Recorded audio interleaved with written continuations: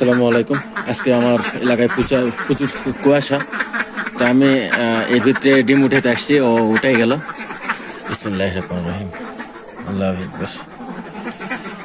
তো আমার এই যে হাঁস আমি বের করিনি, আমি যার কারণে আমি ডিম তুলতেছি, হাঁস ভিতরে রাখাই, কারণ বাইরে প্রচুর কুয়াশা রয়েছে, যার কারণে হাঁসকে বের করে নিয়ে যায়নি আজকে।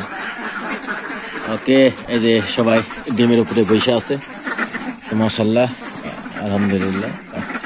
সেখান থেকে আমি ডিম তুলতেছি, ডিমগুলান একটু গরম গরমও লাগতেছে, কারণ সবাই ডিমের উপরে বসে আছে। মাশাআল্লাহ আলহামদুলিল্লাহ, আল্লাহু আকবার। তো এই হলো ডিম উঠাইছি, এই হলো আমার হাঁস।